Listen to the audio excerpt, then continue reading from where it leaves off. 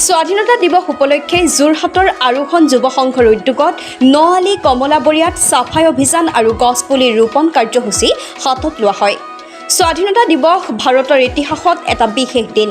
এই দিনটোত দেশৰ প্ৰতিটো কোণত বিভিন্ন কাৰ্যসূচীৰ জৰিয়তে দেশৰ মহান স্বাধীনতা সংগ্ৰামীসকলক শ্ৰদ্ধা জনোৱা হয়। তেনে এটা মহান দিন উদযাপন উপলক্ষে যোৰহাটৰ আৰোহণ যুৱ সংঘৰ উদ্যোগত নআলি কমলাবৰীয়াত চাফাই অভিযান আৰু গছপুলি ৰোপণৰ কাৰ্যসূচী গ্ৰহণ কৰা হৈছে। এই পদক্ষেপ সকলোৰে বাবে অনুকৰণীয় আৰু সমাজৰ প্ৰতি সজাগ আৰু দায়িত্বশীল মনোভাৱৰ প্ৰতিফলন। চাফাই অভিযান আৰু গছপুলি ৰোপণৰ কাৰ্যসূচীৰ মূল উদ্দেশ্য আছিল পৰিৱেশৰ সংৰক্ষণ আৰু জনসাধাৰণৰ মাজত সজাগতা বৃদ্ধি কৰা।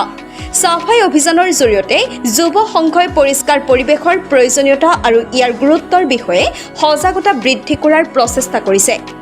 পৰিষ্কাৰ পৰিৱেশ কেৱল স্বাস্থ্যৰ বাবে সহায়ক নহয়, ই মানসিক আৰোগ্যৰ বাবে বিশেষ গুৰুত্বপূৰ্ণ। যুৱ সংঘই পৰিষ্কাৰ অভিযানৰ মাজেৰে পৰিৱেশৰ প্ৰতিৰক্ষাৰ প্ৰয়োজনীয়তা আৰু ইয়াৰ প্ৰতি জনসাধাৰণৰ দায়িত্বক প্ৰতিফলিত কৰিবলৈ সচেষ্ট হৈছে। ইয়াৰ উপৰি গছপুলি ৰোপণৰ কাৰ্যসূচীয়ে পৰিৱেশৰ প্ৰতি আৰু আমাৰ সমাজৰ ভৱিষ্যত প্ৰজন্মৰ প্ৰতি দায়িত্ববোধৰ অনুভৱক জাগ্ৰত কৰে। Bureau' report, reporter live Assam. এই 15 আগষ্ট উপলক্ষে আমাৰ আৰোহণ যুৱ সংঘৰ উদ্যোগত এটা চাফাই অভিযান আৰু গছপুলি ৰোপণ কাৰ্যসূচী হাতত লোৱা হৈছিলে।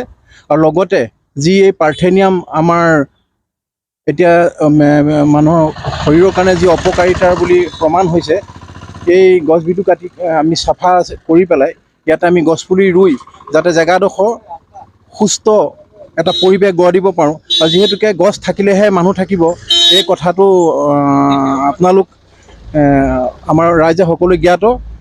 সেই উপলক্ষে আমি আজি গছপুলি ৰোপণৰ কাৰ্যসূচীটো হাতত লৈ ইয়াৰ পৰৱৰ্তী কাৰ্য হিচাপে আমাৰ চাফাই অভিযানো আছে, চাফাই অভিযানৰ লগতে কৰা হ'ব। ধন্যবাদ।